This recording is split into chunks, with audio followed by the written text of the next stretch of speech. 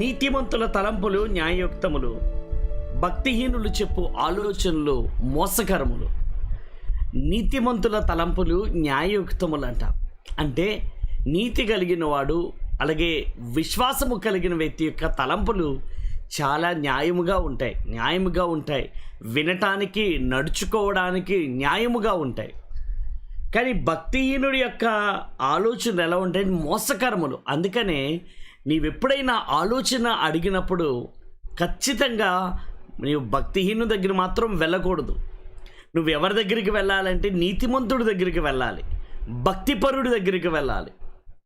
అప్పుడు ఏం జరుగుతుందంటే మోసము లేని ఆలోచన ఇస్తాడు. భక్తిహీనుడు తనకు స్వార్థము, లేకపోతే తన మేలు, తన సెల్ఫిష్ ఇలాంటివన్నీ చూసుకుంటూ ఉంటాడు, ఆలోచించుకుంటాడు. తనకేం కలిసి వస్తుంది, ఇందులో తన బెనిఫిట్స్ ఏముంటాయి, ఇలాంటివన్నీ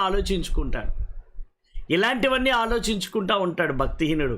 కానీ నీతిమంతుడు, యథార్థవంతుడు, విశ్వాసము కలిగిన వాడు, దేవుని యందు భయభక్తులు కలిగిన వాడు ఏం చేస్తాడంటే నువ్వేదైనా ఆలోచన అడగడానికి వెళ్ళినప్పుడు తన స్వార్థము లేకుండా నిస్వార్థమైన ఆలోచన ఇవ్వగలుగుతాడు. చాలామంది తమ జీవితాల్లో భక్తిహీనులు చెప్పిన ఆలోచనలు విని మోసపోతారు. చాలామంది కాపురాలు, పెళ్ళిళ్ళు అలాగే జరుగుతాయి. ఈ సంబంధం వచ్చింది, ఏం చేయమంటారని భక్తిహీనుని అడుగుతారు. ఆ భక్తిహీనుడు ఆ కుటుంబానికి పెద్దగా ఉన్న వ్యక్తి భక్తిహీనుడైతే, లేదా ఆ ఇంటికి పెద్దగా ఉన్న వ్యక్తి భక్తిహీనుడైతే, ఆ బంధువుల్లో పెద్దగా ఉన్న వ్యక్తి భక్తిహీనుడైతే తన స్వార్థపూరితమైన ఆలోచనలు ఉపయోగించి ఆలోచనలు చెప్తాడు. దానివల్ల కీడే కానీ లాభమేమీ ఉండదు. అయితే దేవుని ప్రియమైన బిడ్డలారా, భక్తిపరుడైతే నిస్వార్థమైన ఆలోచన చెప్తాడు. అది నీకు ప్రయోజనకరము, అది నీకు క్షేమము కూడా. అలాగనే మనం చూద్దాం 6వ వచనములో మనం చూద్దాం సామెతల గ్రంథం 12వ అధ్యాయము 6వ వచనము. భక్తిహీనుల మాటలు నరహత్య చేయు పొంచువారి వంటివి, యథార్థవంతుల నోరు వారిని విడిపించును. భక్తిహీనుల యొక్క మాటలు ఎలాంటివి అని అంటే, యథార్థవంతుడి యొక్క, చూడండి, యథార్థవంతులైతే మంచి మాటలు చెప్పి, భక్తిహీనుల మాటలు నరహత్య చేయు పొంచువారు అని. భక్తిహీనుల మాటలు ఎలా ఉంటాయంటే, నరహత్య చేయడానికి పొంచువారు కపటముగా మాట్లాడతారంట. నరహత్య చేయడానికి పొంచుండి వారు ఎలా మాట్లాడతారంట?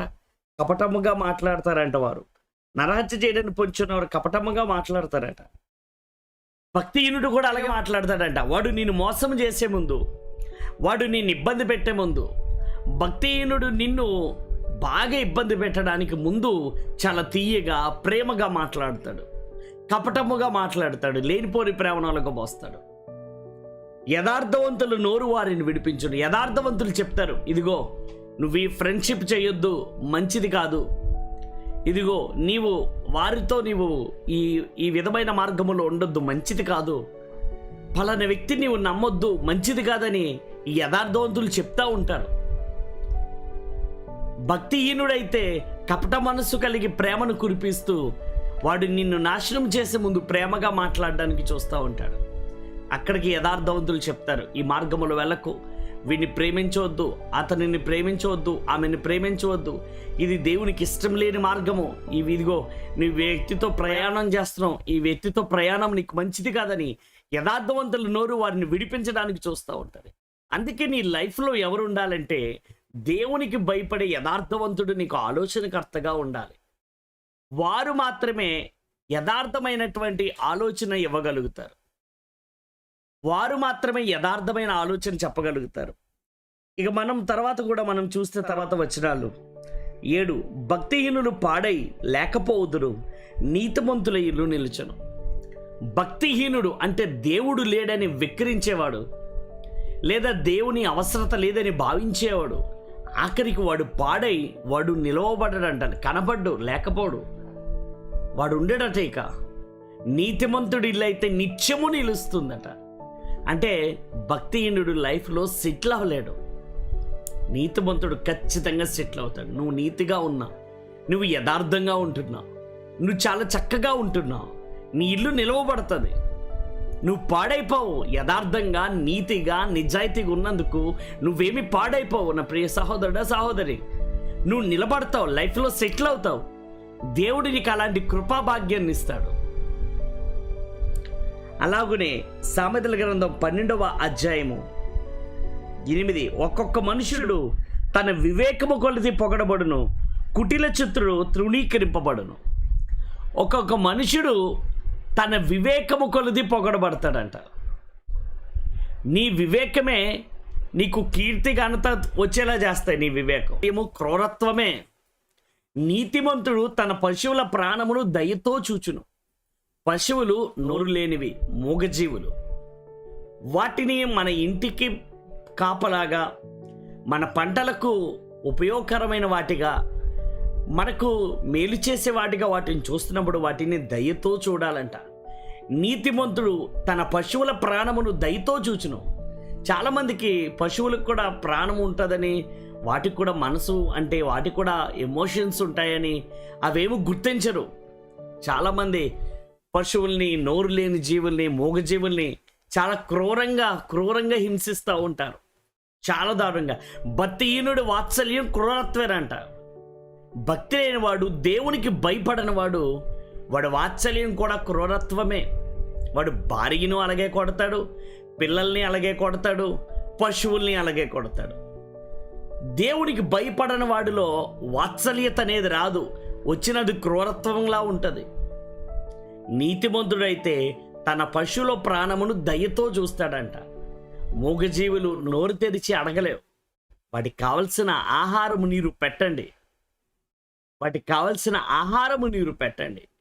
మీ ఇంటి దగ్గరికి వచ్చే మూగజీవులకు మీరు చేయగలిగితే చెయ్యండి. అంతే తప్ప మరి వాటిని బట్టి మీరు అభ్యంతర పడకూడదని మీకు నేను తెలియజేస్తున్నాను. అలాగనే దేవుని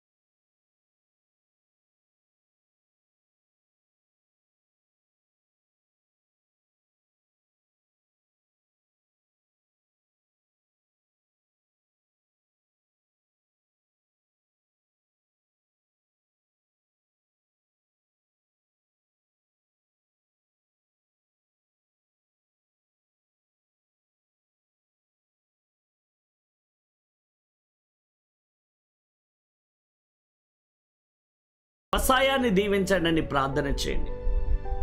ఆ తర్వాత వచనము, భక్తిహీనులు చెడ్డవారికి దొరుకు దోపుడు సొమ్మును అపేక్షించుదురు, నీతిమంతులు వేరు చిగుర్చును. భక్తి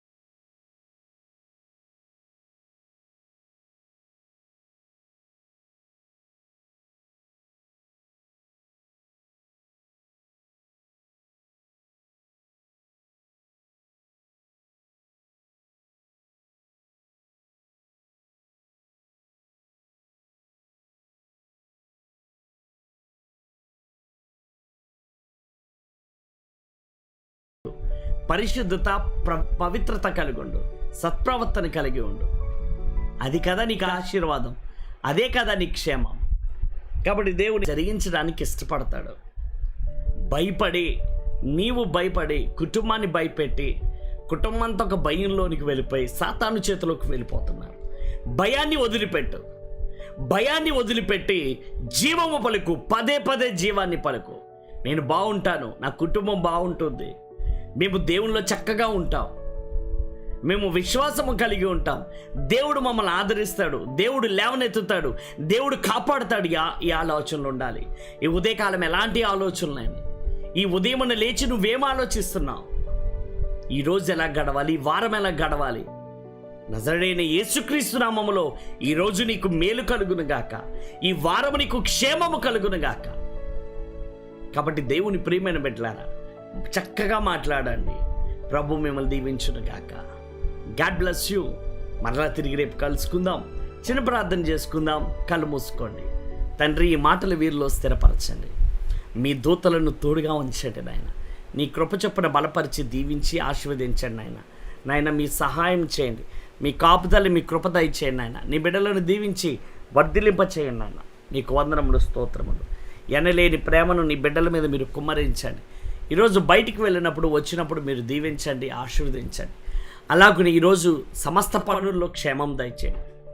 మరల రాత్రి కుటుంబ సభ్యులందరూ కలుసుకుని మిమ్మల్ని స్తుతించే భాగ్యం దయచేయమని, కృపలో భద్రపరచమని యేసుక్రీస్తు దివ్యనామములో ప్రార్థిస్తున్నాము తండ్రి.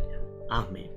నజరేయుడైన యేసుక్రీస్తు నామములో మీకు, మీ కుటుంబానికి ఈరోజు క్షేమము కలుగునుగాక. Amen. God bless you. Start your day with good joy. మంచి ఉత్సాహంతో ఈరోజు ప్రారంభించండి. దేవుని కృప మీకు తోడై ఉండును గాక. May God bless you. తిరిగి రేపు మరలా కలుసుకుందాం. అంతవరకు ప్రభు మిమ్మల్ని దీవించును గాక. ఆమేన్.